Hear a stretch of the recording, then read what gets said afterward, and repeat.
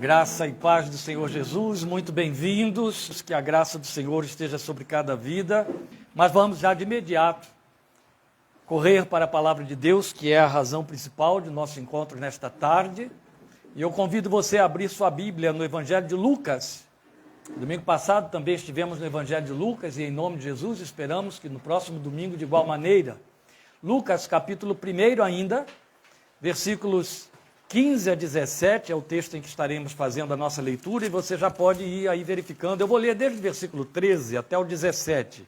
Lucas 15, aí na página você tem a indicação que é de Lucas 1, de 15 a 17, mas eu vou ler Lucas 1, de 13 a 17. Então, por favor, acompanhe na sua Bíblia a leitura que vamos fazer. Logo após a leitura, nós estaremos orando ao Senhor e ouvindo a mensagem da sua palavra para o nosso coração, cujo tema é esse que também você está encontrando aí na página, uma vida cheia do Espírito.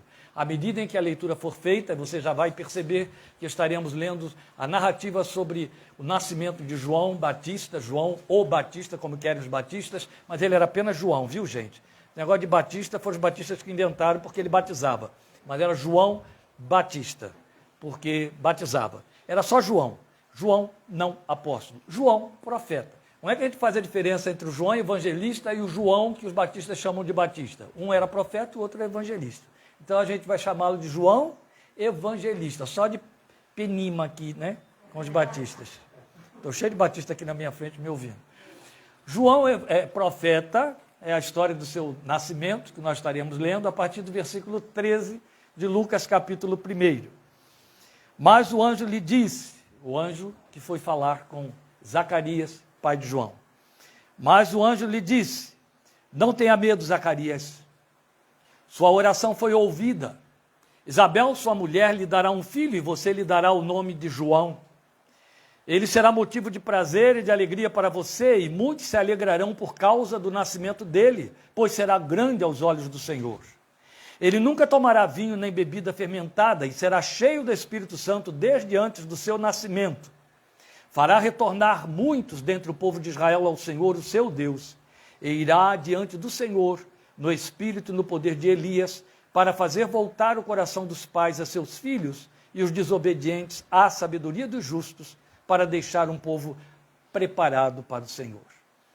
Queridos irmãos, nós vamos orar neste momento e eu quero pedir que, enquanto isso, você me dê o retorno, porque eu estou usando o microfone e quero saber se o som está chegando direitinho a você, para que não haja nenhuma dificuldade se eu tiver de tirar o microfone, que eu faça antes de considerar o início da mensagem. Então, um ligeiro retorno de alguém dizendo se está ouvindo bem ou não, e a gente dá sequência já com a nossa oração.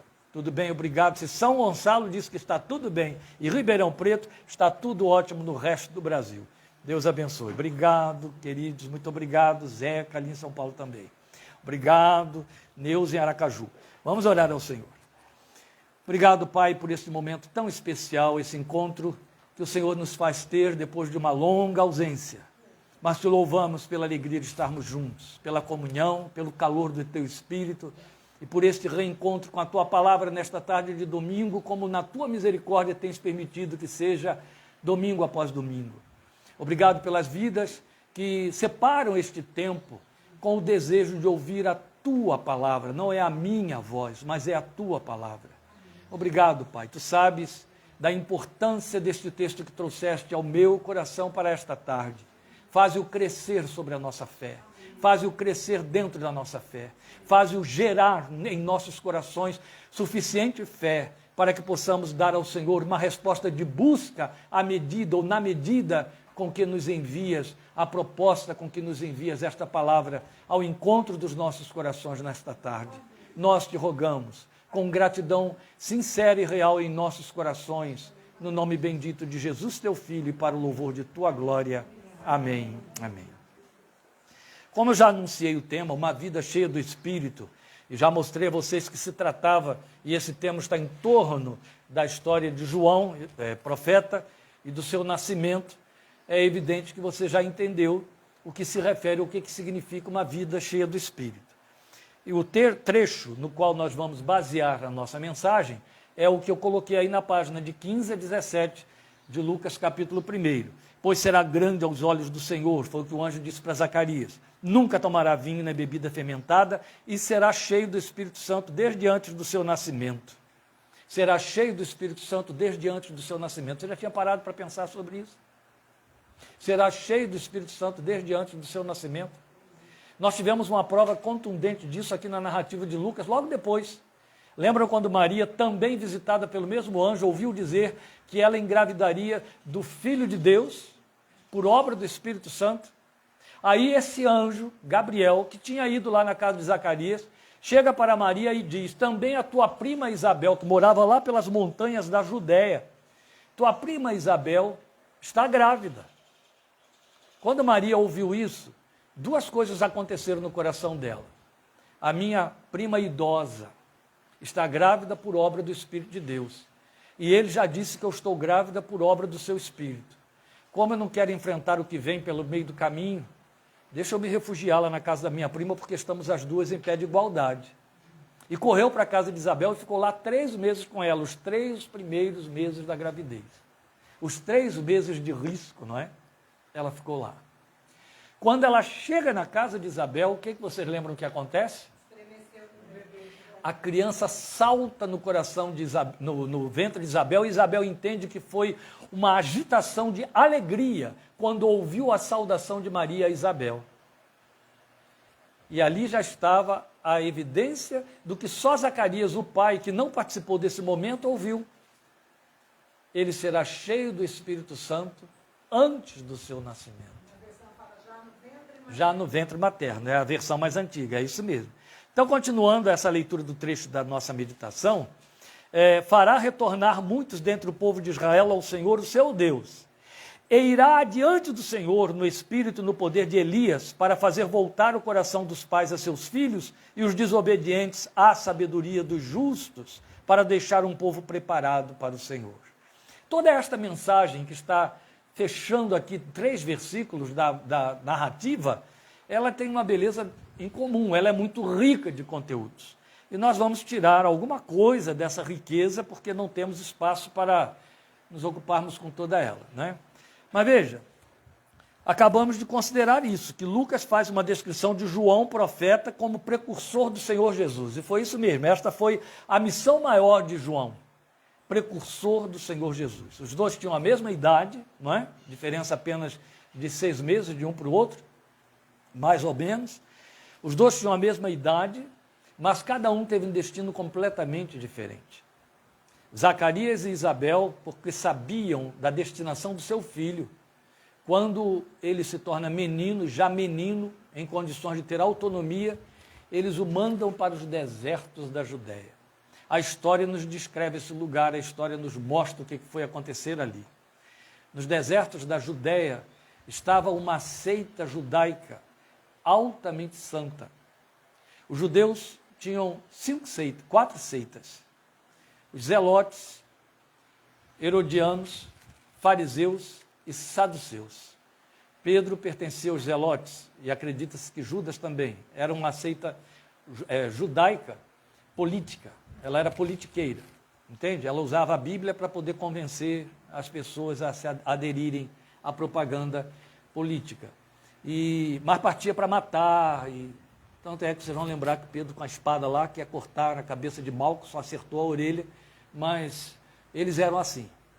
E havia os herodianos, não preciso explicar mais nada, né? Havia os saduceus, que batiam tanto quanto os fariseus de frente com Jesus o tempo todo. Os saduceus não criam em espírito nem em ressurreição, e era justamente a esta seita que pertenciam os sacerdotes do templo. Os líderes religiosos de Jerusalém eram saduceus. Havia muitos fariseus entre eles, mas eles se elegiam entre eles e se escolhiam entre os saduceus, que eram amigos dos herodianos. E os fariseus, que se entendiam santos, justos, perfeitos, irretocáveis, os religiosos cumpridores da lei de Moisés, sob todos os riscos, e que Jesus chamava de fariseus hipócritas, mas estendia o elogio também aos saduceus. Então Jesus chamava saduceus e fariseus de hipócritas, né? Hipócritas. Os fariseus eram hipócritas, na linguagem do Filho de Deus. Foram esses dois grupos que perseguiram Jesus. E foram os saduceus que o levaram para a cruz, que o venderam a Pilatos. Mas uma seita se formou de um grupo de líderes piedosos, provavelmente saídos dentre os fariseus, não há ter certeza disso, chamados essênios. E eles se deslocaram para os desertos da Judéia, isso já 200 anos antes de Cristo.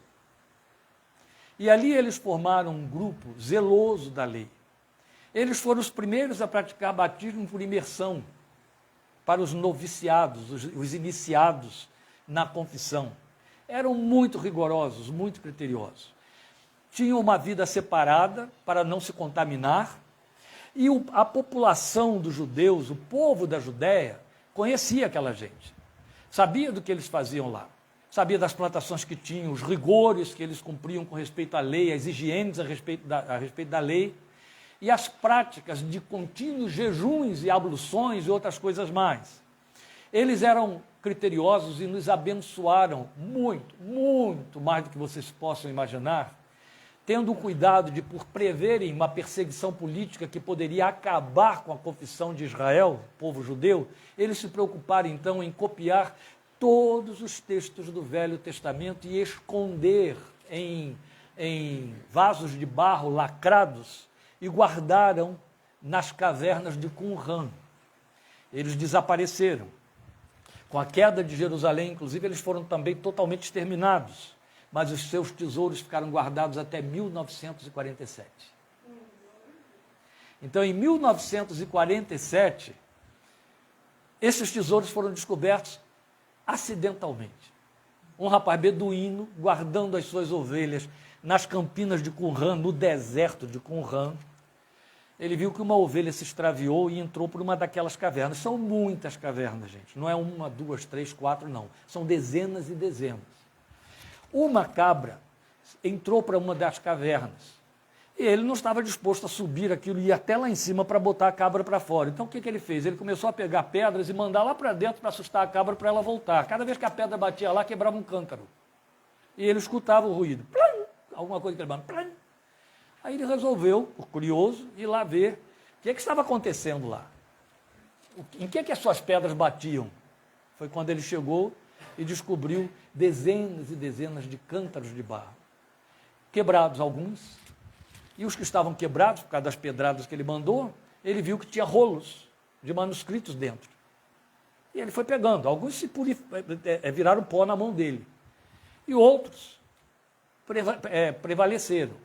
Ele leva para Jerusalém aqueles pedaços de pergaminhos que ele achou e começa a vender para as pessoas na feira. Havia estrangeiros em Jerusalém, claro, né? Sob o domínio dos britânicos. Onde vocês acham que estavam os arqueólogos? Em Jerusalém. Eu estou falando de 1947, século XX. 2 anos depois do término da Segunda Guerra Mundial e no ano da fundação do Estado de Israel. E os britânicos estavam lá, e os arqueólogos estavam lá, e começaram a descobrir os papeizinhos vendidos na feira. Cometeram um erro imperdoável de dar dinheiro à gurizada que estava vendendo os papeizinhos. O que teve de pergaminho picotado para ter pedacinhos sendo vendidos para ganharem dinheiro, porque os britânicos estavam comprando, não foi brincadeira. Mas, espertos, apertam daqui, apertam dali, descobrem de onde o negócio veio. E é aí que as nossas traduções começaram a ser modificadas todas de 47 para cá. Há 50 anos, as sociedades bíblicas do mundo inteiro estão revisando as versões bíblicas à medida em que conseguem traduzir e ler com laser, ler com computador, microscópios eletrônicos, os textos apagados, o que estava por debaixo do texto que foi escrito em cima, porque eles, para aproveitar o pergaminho, raspavam o que ali estava e escreviam de novo em cima. Mas, através da tecnologia do século XX, você conseguia resgatar o texto por debaixo do outro texto. Bem, com isso, coisas maravilhosas vieram à luz. Por exemplo, uma das coisas maravilhosas foi descobrir que quem inventou dividir o livro de Isaías em 66 capítulos acertou no escuro. O texto original que eles encontraram, de uma cópia de Isaías 200 anos antes de Cristo. Então, Para os tradutores, quanto mais antigo o texto, mais válido, mais legítimo ele é. Eles verificaram que o texto de Isaías estava dividido em 66 partes, como os tradutores fizeram. E por aí muitas coisas importantes. Claro que eu estou fazendo um parênteses aqui, ainda nem entrei na nossa meditação, vou atrasar o culto desse povo que está aí de novo por conta disso, mas eu não podia deixar de dividir e compartilhar isso com vocês, por conta de ter que mostrar a origem da formação de João Batista, porque quando ele aparece agora, aos 30 anos de idade, pregando onde? Nos desertos da Judéia. Ele estava pregando no território onde ele foi criado longe dos pais. Eu quero só lembrar a vocês que Zacarias e Isabel não foram exceção. Eles não foram os únicos que mandaram seus filhos para irem viver entre os essênios. Muitos pais faziam isso e patrocinavam a criação dos filhos lá, era um internato. E era disso que também os essênios viviam, desse dinheiro que os pais mandavam para que eles criassem seus filhos no temor do Senhor. João Batista volta de lá com todas as características dos essênios, com a teologia dos essênios, com a visão do reino de Deus, dos essênios, do arrependimento, do batismo, foi de lá que ele trouxe. Por isso que eu disse a você que foi ali que começou o batismo, né? E eu sei que tem muita gente aqui me ouvindo que não vai gostar muito de ouvir isso, mas de fato, inevitavelmente, está nos escritos dos essênios, o batismo era a ablução imersionista, eles emergiam mesmo o povo nas águas, lá os essênios faziam, então dificilmente João Batista ficou jogando água sobre quem ele batizava, porque ele era de lá, ele veio de lá dos essênios. Se nós queremos que João seja o Batista, pelo menos seja o essênio, aí você não tem para onde correr, ele ia mergulhar a gente. Pois bem, a verdade é que João Batista vem com as características deles e também vestindo-se como Elias, comendo gafanhotos, fazendo jejum, provando mel silvestre e por aí afora. Todas as características bem próprias dos essênios e bem próprias de Elias, em quem os essênios se inspiraram, porque este é um ponto que eu não poderia deixar de considerar e por isso que eu tive que passar por toda essa história dos essênios. É que os essênios entendiam por profecia que eles eram a comunidade precursora do Messias. Que eles iam, como povo, preparar o caminho do Senhor para cumprir a profecia de Malaquias. Entende? Eles entendiam que era o povo escolhido para fazer isso. Foi isso que João Batista entendeu. Só que o pai de João Batista deve ter contado isso para ele e para o povo no meio do qual ele foi criado. Estamos mandando nosso filho aos cuidados de vocês, porque o anjo me visitou, eu fiquei mudo, todo mundo ouviu o que o anjo, depois eu contei, o anjo falou, o nome dele tem que ser João, porque ele vai ser o precursor do Senhor, e vocês são os precursores, vocês têm que ensinar isso a ele. Eu estou criando uma história muito lógica. E João foi criado e voltou de lá com esta missão. Foi assim que Jesus o encontrou, né? Os dois primos se encontram e João batiza Jesus e aponta para o ministério de Jesus, declarando pela primeira vez o título que Jesus recebeu e que vai conservar por toda a eternidade. Qual foi ele? Estes que estão aqui não podem falar, vocês podem, gente. Fala alto. Eis o Cordeiro de Deus que tira o pecado do mundo. João Batista foi o primeiro a dar esse título a Jesus, e Jesus o preservou para sempre, e você abre Apocalipse, vai encontrar na eternidade os que lá estão, e nós, quando chegarmos, olhando para ele, dizendo, tu és o Cordeiro que foi morto, e com o teu sangue, e ainda vive. Glória a Deus. Pois bem, Jesus nunca deixará de ser o Cordeiro. Jesus será sempre a marca do encontro da nossa gratidão e adoração ao Deus eterno, por estarmos no céu, pelo que foi feito conosco, pelo que ele fez conosco. Mas veja, vale lembrar então esse ponto muito significativo, de que o anjo disse a Zacarias que o menino que ainda seria gerado, já estaria cheio do Espírito desde o ventre da sua mãe, portanto, como diz a minha versão, antes de nascer. Esta é uma informação inusitada, mas não inédita. Mas ela é incomum, por isso inusitada. Não inédita, porque Jeremias também ouviu isso, porque Davi também soube disso. Isaac e outros mais. Mas aí nós temos uma expressão, daí o título do nosso tema, uma vida cheia do Espírito, que corre ou nos faz correr por dentro de nossas terminologias tecnicalizadas, que acaba virando evangeliquez e se vulgarizando. Cheio do Espírito, fulano é cheio do Espírito, fulana é cheia do Espírito, é uma mulher cheia do Espírito, é um homem cheio do Espírito. A gente caracteriza ainda, viu, o Anderson? Ainda tem gente que está recebendo essa caracterização. Cheio do Espírito. Eu falei Anderson porque a gente estava tendo uma conversa ali um pouco antes. Fulano é cheio do Espírito, Beltrano é cheio do Espírito. A questão é saber se a caracterização pertence. Esta que é a questão. É fácil atribuir fulano é homem de Deus, Beltrano é mulher de Deus. Resta saber qual a prova disso. Por que alguém está dando esse referendo, não é? Porque a nós, como crentes, foi estabelecido que vivamos no Espírito e sejamos cheios do Espírito. São duas expressões diferentes, gente. É doutrinação apostólica. Paulo escreve aos Efésios, nos nossos estudos em Efésios vamos passar por lá. Se vivemos em Espírito, andemos também no Espírito. Então a nós foi estabelecido que andemos no Espírito, que vivamos e andamos no Espírito. Claro que quando Paulo diz, se vivemos em Espírito, andemos também no Espírito, o que ele está dizendo é, eu vivo pelo Espírito, eu vivo no Espírito, que é o Espírito que trouxe a nova vida para dentro de mim, a vida de nova criatura. Mas que eu viva de acordo com isso, que eu ande de acordo com esta realidade, ou este fenômeno espiritual que aconteceu.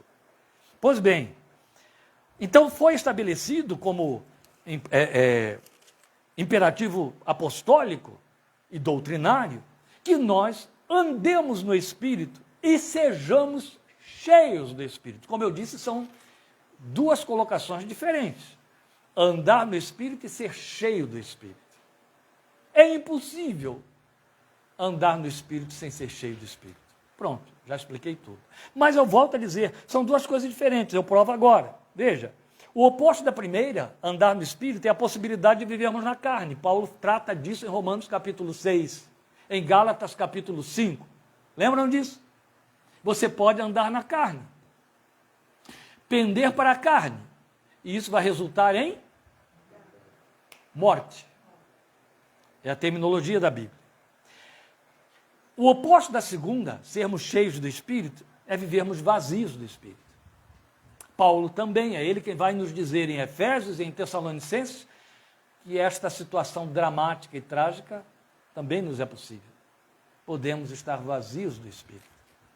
Vocês hão de convir que se Demas foi um apóstolo, houve um momento em que ele esteve cheio do Espírito. Do contrário, não poderia ser apóstolo, certo?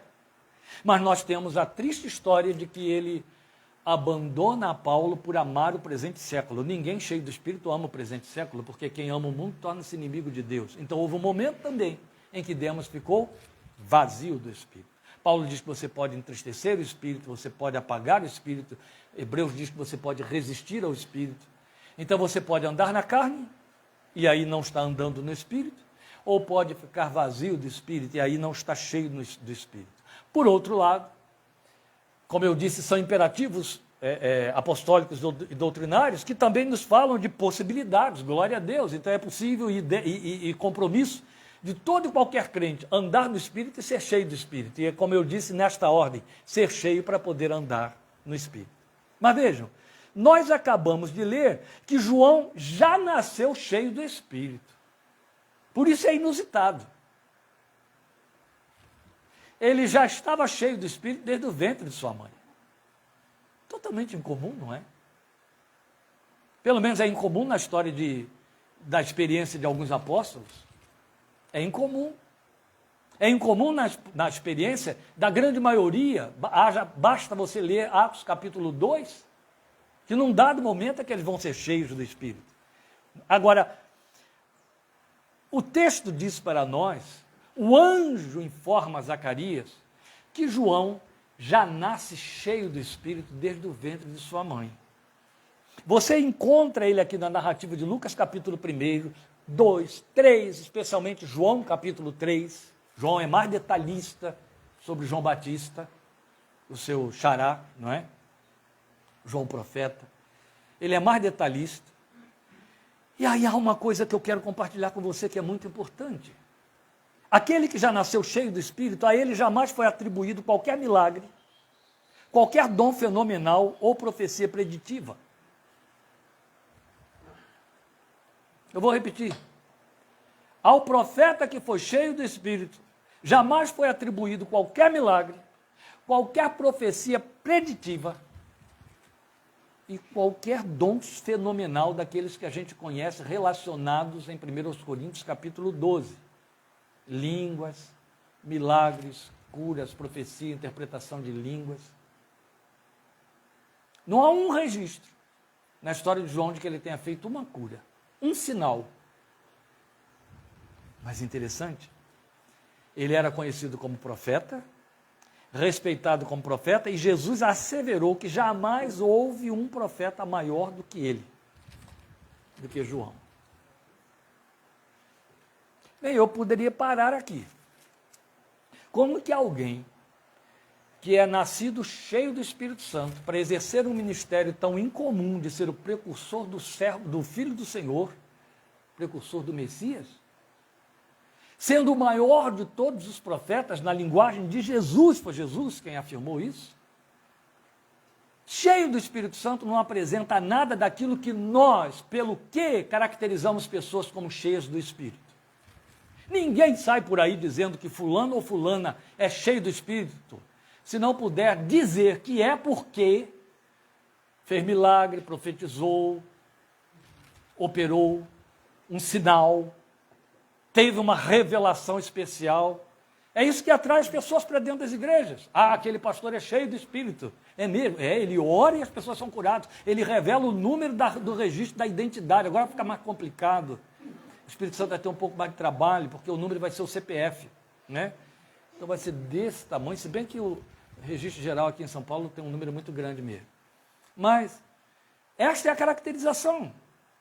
O rótulo que nós damos e com quem entendemos alguém cheio do Espírito é se ele tiver dons espirituais, se ele operar fenômenos, se ele tiver revelações, se ele profetizar, se ele contar que teve visões, e por aí vai. Então, o nosso conceito sobre ser cheio do Espírito precisa mudar. E nós devemos aprender a entender isso exatamente com João. João, o profeta, João, o Batista. Temos que aprender isso com ele. Então, o que desponta para nós, meus queridos, e aí eu tenho apenas meia hora para fazer essa abordagem e fechar, é que uma vida cheia do Espírito Santo, a primeira coisa que Lucas vai mostrar para nós aí no texto que nós lemos, é que ela tem uma vinculação direta com a eleição divina. Eu não vou entrar em detalhes sobre a questão da doutrina, eleição, escolha, coisa parecida. Eu quero apenas considerar dentro da palavra de Deus o que ela está mostrando para nós.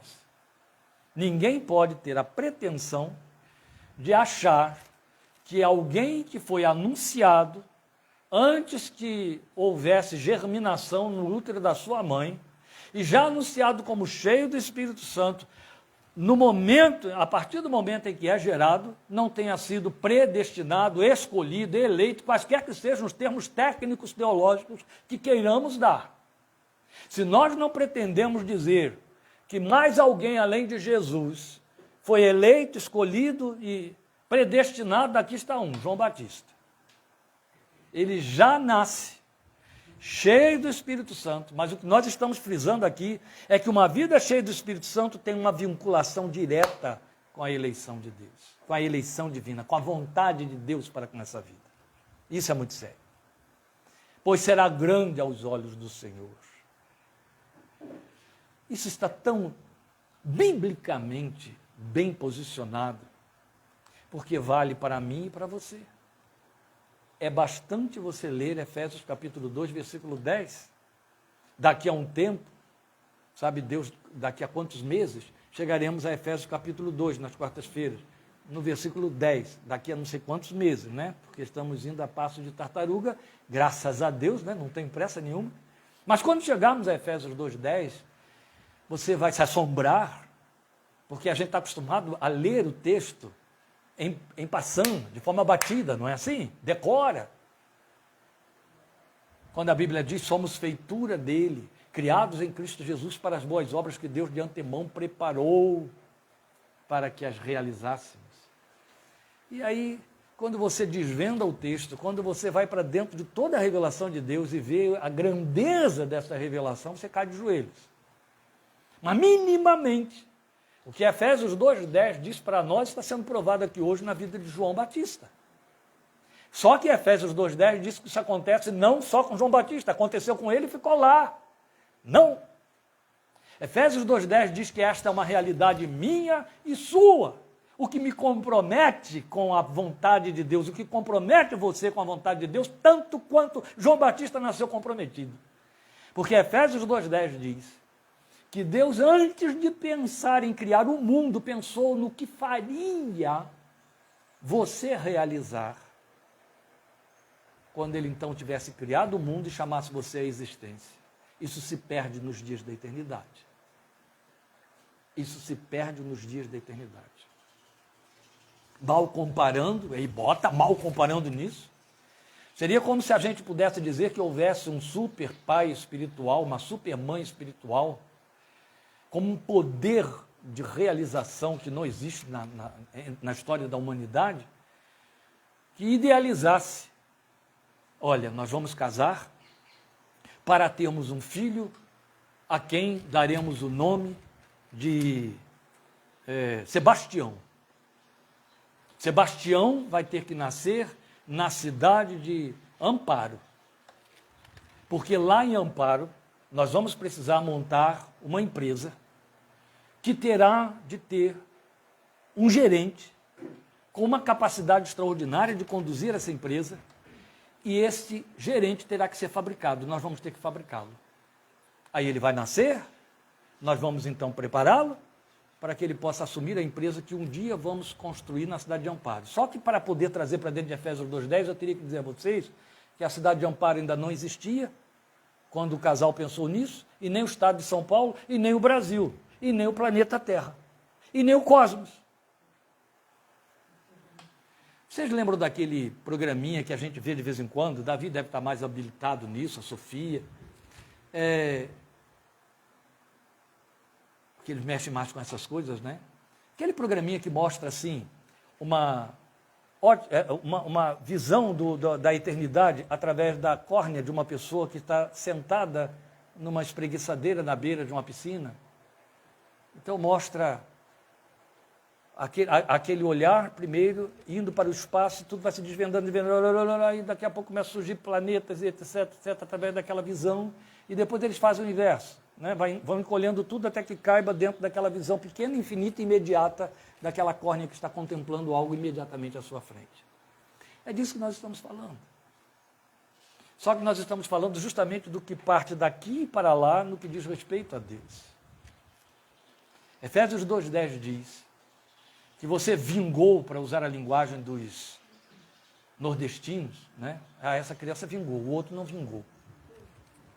Você vingou porque Efésios 2:10 tem um programa para ser cumprido na sua existência, no seu trilho, por onde você passa.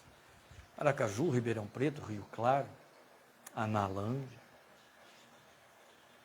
Você vingou para cumprir Efésios 2:10. Para cumprir Efésios 2:10, você precisa estar cheio do Espírito. Para estar cheio do Espírito, você tem que ser alcançado por Ele. Para você ser alcançado por Ele, Deus tem que enviá-lo sobre você. E este selo é posto quando você ainda está no ventre de sua mãe. Durma com esse barulho. Será cheio do Espírito Santo desde antes do seu nascimento. Mas isso tem paralelos. Como eu disse, não era inédito, era inusitado, mas não inédito. É a história de Davi no Salmo 22. Salmo 22, Davi declara que desde o ventre da sua mãe, ele tinha sido escolhido por Deus. É exatamente a linguagem de Paulo. Eu estou falando de Paulo, gente. Paulo tirano, Paulo perseguidor, lembra? Paulo assassino. Perseguidor de quem? Dos crentes. Assassino de quem? De homens e mulheres crentes. Esse Paulo perseguidor, como ele mesmo disse, blasfemo, insolente. Ele diz em Gálatas 1, 15 e 16 que ele foi escolhido para ser de Deus desde o ventre da sua mãe. O fato de você ter uma escolha que precede a sua existência não impede que você nasça filho de Adão e viva como um filho de Adão. Porque não pense você que o fato de João Batista ser cheio do Espírito e sensível ao Espírito no ventre de sua mãe não o fez nascer fora de Adão. Eu te dou uma prova. Houve um dia em que João Batista, João o profeta, João o Batista caiu na fé. Pastor, foi. Ele ficou em dúvidas quanto àquele que ele proclamou profeticamente que era o Cordeiro de Deus. Eras tu mesmo que devias vir? Ou devemos esperar outro? Ele estava preso. As fraquezas tomaram conta e ele afundou. Tanto que Jesus mandou um recado e concluiu com uma palavra: e bem-aventurado aquele que não se escandalizar em mim. Entende, gente? Não tem nada de admirável no fato de que você teve uma escolha de Deus e dê com a cara na parede. Só que a Bíblia chega e diz para você o quê? Viva no Espírito, aí você não dá com a cara na parede. Cumpra os desígnios, cumpra o propósito, entre lá, entre no programa, entre no esquema. Isso aconteceu com Sansão, que era alguém mais cheio do Espírito, mais carnal do que Sansão. Eu não conheço, não estou conhecendo ultimamente, tenho conhecido. Sansão era cheio de Espírito, mas era carne pura, só cometia burrada, da pior espécie. Mas o Espírito enchia e ele realizava proezas, não é verdade? Virou até astro de Hollywood. Mas o que estamos considerando aqui é que uma vida cheia do Espírito tem uma vinculação também direta com a vontade divina. Este é o propósito da nossa meditação hoje. Porque realmente você pode não ter como fazer uma diferenciação a respeito de estar cheio do Espírito e não errar. Ou você pode achar que é demais para a sua cabeça pensar que você teve uma escolha desde o ventre de sua mãe. Mas existe uma coisa que João Batista prova para nós e que é fato real, possível a todos nós. É que quem está cheio do Espírito tem uma vinculação direta com a vontade divina. Ninguém é cheio do Espírito para si mesmo. Entende? Ninguém é cheio do Espírito para dar espetáculo de igreja, show da fé, vitória em Cristo e outras baboseiras mais. Ninguém é cheio do Espírito para montar um palco, uma porção de gente sentada, enquanto que ele faz espetáculo de expulsar demônio, para mostrar que tem poder e tem autoridade. Não, ninguém é cheio do Espírito para fazer propaganda e projetar a si mesmo. Deus nos enche do seu Espírito para si. Deus nos enche do seu Espírito para as necessidades de Deus. Ninguém é cheio do Espírito para estar resolvendo problemas particulares e pessoais. Eu escrevi uma mensagem ontem, pesada, curta, sacudindo pelos ombros crentes, que tem provocado gemidos na nossa alma e muito mais no Espírito de Deus, tem gerado depressão. Então eu escrevi uma mensagem de advertência. O irmão de Rio Claro, quando pegou aquela mensagem que eu escrevi, Zona de Perigo, ele me mandou uma de Elben César. Vocês sabem quem foi Elben César? Ele faleceu em 2016, no ano que minha mãe morreu. O reverendo Elben César foi o fundador da revista Ultimato, fundador do Seminário 100 em Minas Gerais, responsável pela formação dos melhores pastores presbiterianos que o Brasil tem. Um homem de peso na palavra, de crédito e de reverência. Sabe? Um pastor com o título maiúsculo, respeitado pelos seus pares, respeitado pelos seus discípulos, respeitado dentro e fora do Brasil. Elben César morreu em 2016 e a revista Ultimato começou a fazer publicação de artigos antigos dele. Ele era quem escrevia sempre no Ultimato. Ele tinha uma coluna chamada Um Mineiro com Cara de Matuto. E os seus artigos sempre foram para fazer pensar, sérios. Ele fazia convenções anuais e o povo afluía para ouvi-los, especialmente os líderes presbiterianos. Elben César escreveu um artigo que eles republicaram agora, para fevereiro e março de 2022. Então está bem neste momento. É uma reedição de algo que ele escreveu já há muitos anos. O meu artigozinho que eu escrevi e mandei para vocês era Zona de Perigo, não foi? O dele é Perigo à Vista. E ele botou como ilustração, ou o editor, aquelas bandeiras que o que os salva-vidas colocam na beira da praia. E o que temos ali? Sabe a advertência que eu escrevi ontem? É o que você tem ali na pena daquele homem, mas ele foi muito mais aberto e direto do que eu. Ele denuncia as caracterizações da igreja evangélica dos nossos dias, na sua forma de produzir os seus cultos, na sua forma de produzir os seus líderes, na sua forma de atrair gente para dentro dos salões de culto.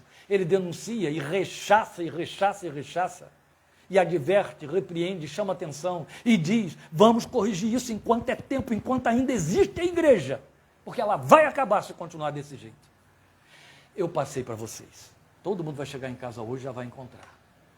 Está aí, ó, na mão de todos vocês, o que eu recebi do irmão que lendo meu artigo, pegou esse que estava lá para poder dizer, ó, temos algo aqui que eu quero que você tenha também. Eu passei para vocês, passei para alguns irmãos que estão aqui me ouvindo também. Leia, eu boto lá, por favor, assuma compromisso com isso aí. Espalhe isso para os outros, porque não é um artigo assinado por Kleber Ali, é por Elben César. Então vale a pena. Aí tem crédito, tem plataforma, entendeu? Então, faça correr. Se for apenas assinado por mim, é artigo de um radical, muito radical. Tão radical que tem gente que olha o título e nem lê. Mas estou falando de Elben César, então leiam e passem lá. Há uma vinculação direta com a vontade de Deus na vida de quem está cheio do Espírito. Ele está cheio do Espírito para Deus, ele está cheio do Espírito por causa de Deus, ele está cheio do Espírito por uma causa de Deus, entende? Deus não enche ninguém do Espírito para que o sujeito fique felizinho, santinho, alegrinho, para que ele fique com o espírito de festa nos cultos. Não, ele enche com um propósito, ele não desperdiça valores, vocês estão entendendo? Deus não desperdiça valores, ele não brinca de cultos pentecostais, somos nós que brincamos. Ele não faz isso, não faz isso.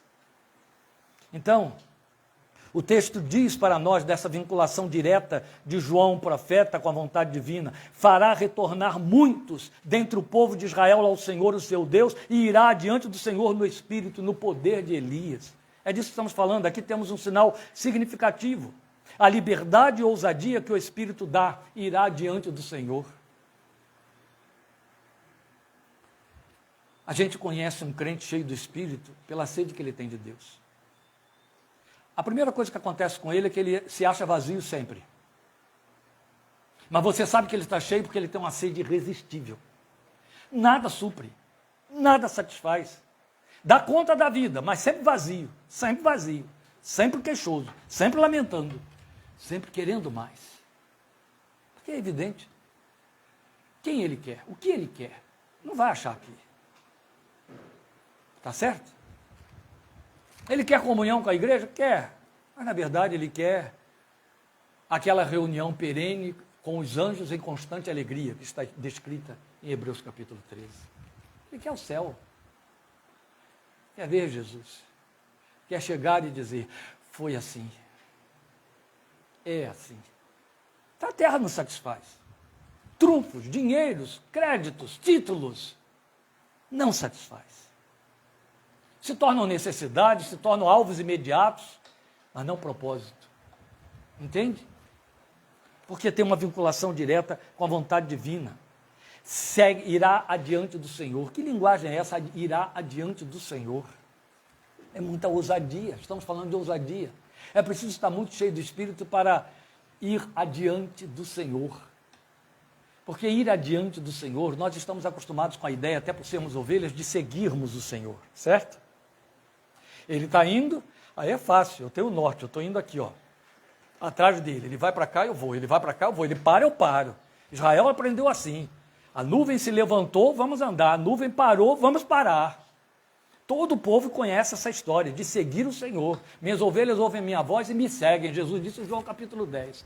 Quando você está cheio do Espírito, você vai adiante do Senhor. O que significa adiante do Senhor? Você cumpre, você obedece, você atende à visão que ele lhe passa. Isso começou com Abraão, entende? Deus não disse para Abraão, me segue para a terra em que eu te levarei. Não, tu irás para a terra que eu te mostrarei. Quem segue adiante, ouve e cumpre, entendeu? Ele só cumpre um propósito, ele segue adiante. É a experiência de Elias. Por isso que ele vai na virtude e no caráter de Elias.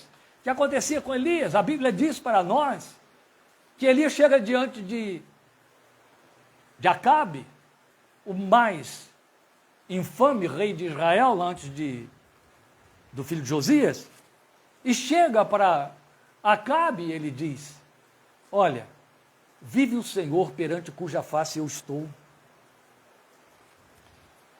Passa diante do Senhor aquele que está absolutamente convicto de que está na presença de Deus, onde estiver e no que fizer.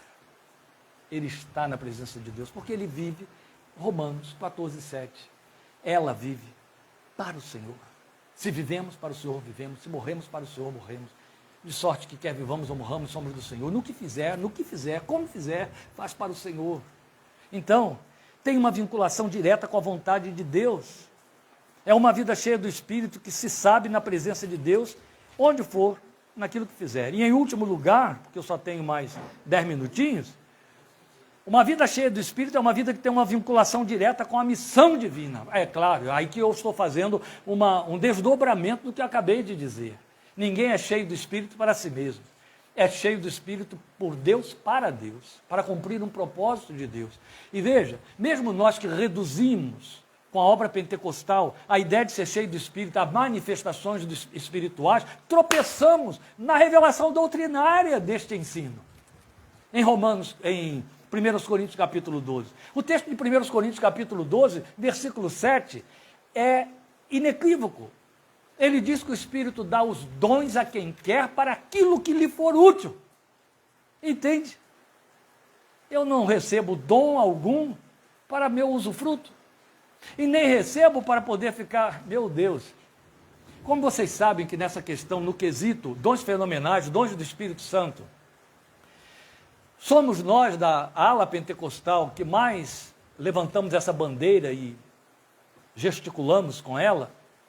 Nós carregamos todo o poder e força em cima da ideia de falar em línguas, né? O dom de línguas. De maneira que a denominação mais histórica do movimento pentecostal assevera que você só é batizado com o Espírito Santo se falar em línguas. E aí, por outro lado, se fala em línguas, está cheio do Espírito Santo. Não vou entrar nessa questão aqui, mas vocês já me ouviram e sabem muito bem o que a Bíblia diz, não é o que eu digo. Pois bem, se for assim, nós já vamos frontalmente contra 1 Coríntios 12:7. Porque só ele sabe se você precisa falar em línguas, para quê, e quando e como. Só ele sabe. Interessa a ele, não é você, não é o pastor da igreja, não é o movimento pentecostal, não é o grupo de crentes que se reúne, que faz vigília, seja lá o que for. É o Espírito Santo. De igual maneira, busquem com zelo os melhores dons. É claro que eu vou querer aquele que dá mais fama, que dá mais poder. Eu não, né? Mas é o que todo mundo corre atrás. Eu quero aquele que revela segredo, que eu vou saber da vida de todo mundo e pum, né? Mas Deus me disse.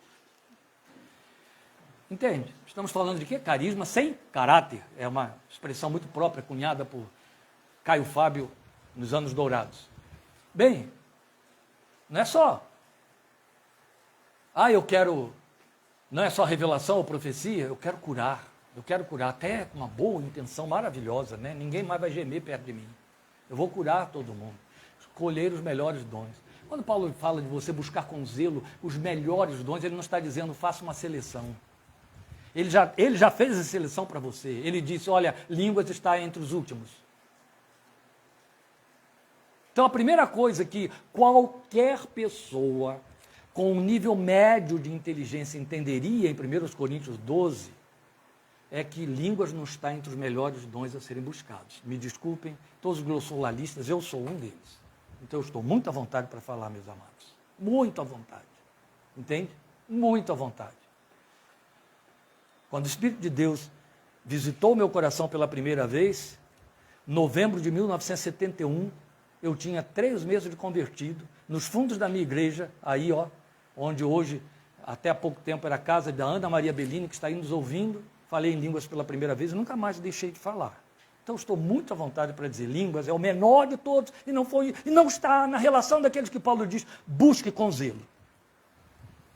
Mas por que eu estou dizendo tudo isso? Para poder tirar essa mistificação da ideia de que estar cheio do Espírito Santo é ter dons. Está cheio do Espírito Santo, João Batista está mostrando aqui para nós. Ele não tinha nenhum. E era cheio do Espírito Santo. e era cheio do Espírito Santo. Grave isso, leva isso com você para dentro da sua casa, especialmente você que ficou com os ouvidos entupidos de desinformação doutrinária, dizendo a você que você ser cheio do Espírito significa falar em línguas, profetizar, curar e etc. Aprenda hoje que as pessoas que falam em línguas, que profetizam, que curam, não são cheias do Espírito, são cheias de dons do Espírito. Entende? Não são cheios do Espírito. Tem aqueles que vêm, botam a mão, derruba, faz e acontece, não são cheios do Espírito. Muito pelo contrário, muito mais depressa estão entregues a um caráter questionável por conta das paixões, da vaidade, coisa parecida. Uma vez uma mulher que estava, quando começamos o trabalho em Rio Claro, vieram me oferecer muitos crentes errantes. Queriam que eu os seduzisse e prendesse dentro da igreja. Mandavam dar cargos. Deus eterno, gente. O que inaugurou a igreja de Rio Claro não foi a melhor coisa, não. Eu me lembro de um pastor presbiteriano chegar para mim e dizer, deitar um caminhão de abacaxis no seu colo.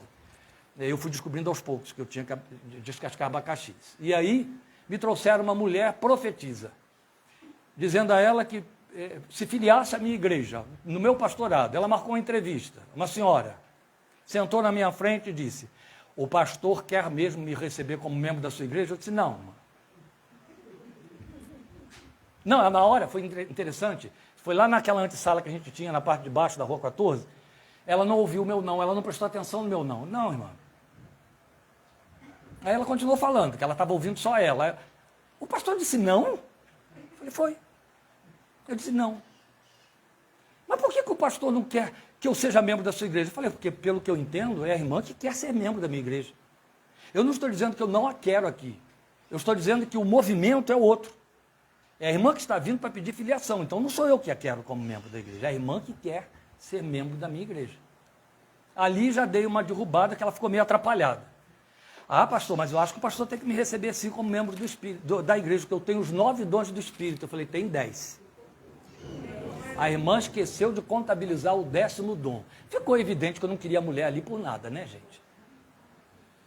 A irmã esqueceu de contabilizar o 10º dom. São 10? Eu ouvi a vida inteira que eram 9, eu falei, eu não estou sendo misericordioso mesmo, né? Que eu estou diante de uma tremenda ignorante e eu não estou tendo piedade da ignorância dela. Eu falei, olha, irmão, o que eu quero dizer é o seguinte, quem acha que tem 9 dons do Espírito, tem uma presunção tão grande que isso vale como um dom. E é isso que está lhe acontecendo. Precisa dizer que ela ficou membro da igreja? Claro que não. Então, essa redução que nós do movimento pentecostal fazemos a uma vida cheia do Espírito precisa acabar hoje de uma vez para sempre, gente. Entende? Vocês, tanto quanto eu, e os que estão aqui também me ouvindo, sabem bem que vidas cheias de dons não estão livres por conta disso de cometerem pecados escabrosos. Escândalos de alta estirpe. Acham que cresceram muito, como o jatobá na floresta, quando caem, faz um estardalhaço. Então temos que parar com isso. Uma vida cheia do Espírito tem vinculação direta com a vontade divina e tem vinculação direta com a missão divina. Eu estou falando de comprometimento. Dons não comprometem ninguém com coisa nenhuma. Então, na verdade, a vinculação direta com a missão divina, e o texto diz, para fazer voltar o coração dos pais a seus filhos e os desobedientes à sabedoria dos justos, para deixar um povo preparado para o Senhor. O nome disso é missão de restauração e chamada à retidão. Este é o ministério espinhoso que ninguém quer, entende? Este era o ministério que Deus só pode confiar a uma vida, homem ou mulher, cheia do Espírito, que Ele capacitou com seu Espírito para realizar, porque é tudo quanto interessa a Ele. O que Deus quer, por que enviou o seu Espírito, por que criou a igreja, por que inventou um povo para si, para reunir mais gente para dentro desse povo. Foi o que Jesus disse. Ainda tem outras ovelhas que não pertencem a este aprisco, a mim interessa agregá-las também. O propósito do Senhor é que você seja cheio do Espírito para cumprir o que Ele pretendeu, e o anjo disse a respeito de João Batista, fazer voltar o coração dos pais a seus filhos. Isso está falando de quê? Conversões domésticas, santificação dentro de lares, entende? E a ideia aqui é coração de pais a filhos. Olha a sabedoria com que o Espírito Santo falou. Corações de pais a seus filhos. Pais apaixonados pela alma dos seus filhos, pela salvação dos seus filhos, pela vida eterna dos seus filhos. Precisam se converter a esse programa, a esse compromisso. Precisam. Eu tenho dito aqui exaustivamente, cansando pessoas que se irritam, eu sei, quando ouvem isso, mas me cabe fazer esse tipo de advertência. Pela misericórdia de Deus, não tem nenhuma filha desviada, tem ninguém fora do Evangelho. Mas tem parentes fora do Evangelho. Gente que corria bem e que de ti longe agora vão, como diz o cântico. Mas não são sangue do meu sangue. Se fosse, para que eu fosse minimamente verdadeiro, eu faria como Isaías disse ao povo de Israel, para fazer com Deus a respeito de Jerusalém. Não darei descanso aos meus olhos até que. Entende? Envidaria todos os esforços dos recursos espirituais que nos são confiáveis. Oração, fé, meditação, cerca Lourenço. Sabe como é que é? Está cercando. Até que a ficha caia. Para que não incorra por dentro aí do que nós andamos lendo em Hebreus capítulo 10, para que não venha calcar o Filho de Deus debaixo de seus pés, não venha profanar o sangue da aliança com que fomos resgatados, não venha macular o Espírito Santo de Deus. Não daria descanso. Uma vida cheia do Espírito tem como primeiro compromisso converter coração de pais a filhos, operar restauração e preparar um povo preparado para o Senhor. Percebe? É preciso estar cheio do Espírito. Porque é fácil preparar um povo para ocupar igreja, gente, para encher salão de igreja. Não há coisa mais fácil no mundo. Até as nossas leis favorecem demais. Criar igreja, inventar igreja, é num estalar de dedo.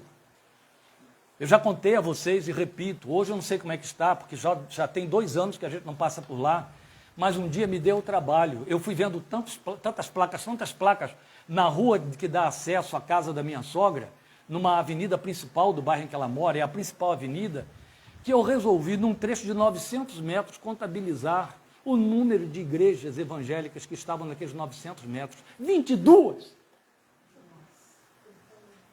Eu não conseguia acreditar no número que eu estava levantando. Eu fiz a conta, dava 40 metros de distância entre uma e outra. Mas é claro que havia uma, era assim, ó, a parede está aqui, a outra está aqui, do lado. Eu acho que os crentes chegavam na mesma calçada e se confundiam. É fácil encher salão de gente e dizer que são crentes e que é a igreja do Senhor, um povo preparado para o Senhor, preparado para Deus, preparado na honra de Deus, preparado na paixão por Deus, preparado para servir ao Senhor, para buscá-lo. Missão de restauração começa no lar e chamada retidão continua na igreja. É preciso estar cheio do Espírito. Só que todas as vidas foram chamadas para estarem cheias do Espírito. Então todas as vidas foram chamadas para terem esta missão. Eu, você, o outro. Eu encerro, já passando 2 minutos, lembrando a você uma coisa muito confortável de saber e importante, que é uma boa notícia. E a boa notícia é que uma vida cheia do Espírito não é para quem pode, mas para quantos queiram. Entende? É disso que, com isso que começamos e é disso que estamos falando para encerrar em Efésios 5,18. E não se embriaguem com vinho no qual há dissolução ou contenda, mas deixem-se encher pelo Espírito. Deixem-se encher pelo Espírito. Amém? Deus te abençoe, te fortaleça. Agradeço muito a participação dos queridos que estão aqui conosco. É isso mesmo, Fernando Radical é aquele que está atado à raiz, volta à raiz.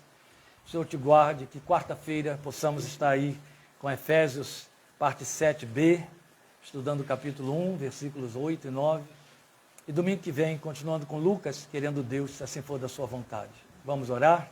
Com esta oração teremos encerrado por hoje aqui e com os amados que estão aqui diante de mim, que eu vou deixar aí você vendo enquanto eu oro e vocês assistem eles orando também. Pai, nós estamos diante da Tua santa presença. Te exaltamos com gratidão em nossos corações, rogando que pelas misericórdias de Jesus, Tu que sacudiste a nossa consciência nesta tarde através da experiência de João Batista, faça esta palavra calar fundo e preservar em nossos corações temor e atenção. Temor e tremor, temor devido ao Teu nome. Nunca é tarde para aprender, nunca é tarde para rever posições, nunca é tarde para consertar nossos caminhos diante de Ti, especialmente no que diz respeito à confissão da Tua palavra. E agora nós estamos diante do Senhor rogando, ensina-nos, Espírito de Deus, e enche-nos de Ti, enche-nos de Ti, enche-nos de Ti. Espírito Santo de Deus, enche-nos de Ti. Em nome de Cristo Jesus, Senhor, enche-nos de Ti. Para o louvor da glória de Teu santo nome, enche-nos de Ti. Aleluia. Amém. Amém. Seja a graça de Jesus sobre os queridos em todo o tempo.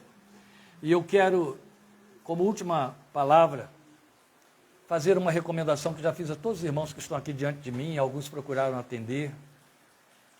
Para quem tem TV a cabo, para quem tem TV por assinatura, nem isso está mais disponível na TV por assinatura, mas procure, no YouTube especialmente, procure com calma, assistir a um filme, que é um documentário de 1h30, não parece filme, mas é, chamado Makala, com K, Makala, com K.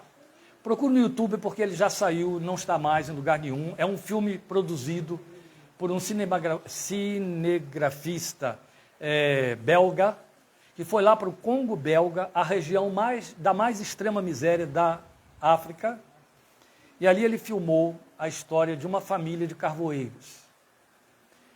Ele encerra o filme, e é para onde eu quero que você vá, mas assista desde o início, com algo que o surpreendeu, que o fez voltar àquele lugar, que marcou a sua vida. Eu ouvi o depoimento dele. Era um homem mundano, era um cineasta. Mas ele filma um rapaz que ele escolhe porque se simpatizou com esse rapaz que ele viu no meio daqueles carvoeiros todos e resolve voltar ao Congo belga. Como é um documentário, não estou dando spoiler, eu estou dizendo a você e te atraindo. Ele resolveu documentar a história daquele grupo, daquela gente, desde o momento em que eles começam a produzir o carvão até a venda, lá nos altos centros da cidade, a 50 quilômetros do lugar em que eles vivem. Miséria extrema. E ele foi filmando, sem interferência, sim, Zeca, é um filme maravilhoso. Foi filmando a vida desse rapaz.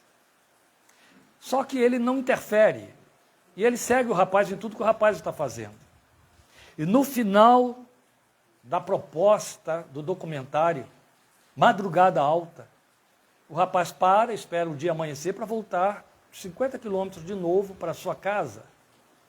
Mas houve louvores evangélicos sendo cantados ali perto. Era uma vigília que estava em curso, uma vigília pentecostal, ali pertinho de onde ele estava, então ele vai lá, entra e participa da vigília. Assista o filme. Presta atenção na oração que aquela gente faz. Eu assisti esse filme 3 vezes. Na primeira vez, o impacto que ele produziu em mim foi de tal ordem que eu entrei no quarto e disse para a Lília: minha vida nunca mais será a mesma depois deste filme. Eu já vi mais 2 vezes. Minha vida nunca mais foi a mesma depois daquele filme. Assista, por causa dos 5 minutos finais do filme. Mas não vá para os 5 minutos finais, senão você desperdiça o filme, você estraga com tudo, então não vale a pena fazer isso. Veja desde o primeiro momento. Compare a sua espiritualidade com a daquela gente ali. Compare o conteúdo das suas orações, o que motiva você a orar e buscar a face de Deus, com o que os levou a se reunirem de madrugada. Observe o contexto da oração. E se coloque diante de Deus. O Senhor te abençoe. Obrigado por sua companhia e sua atenção, em nome de Jesus. Amém.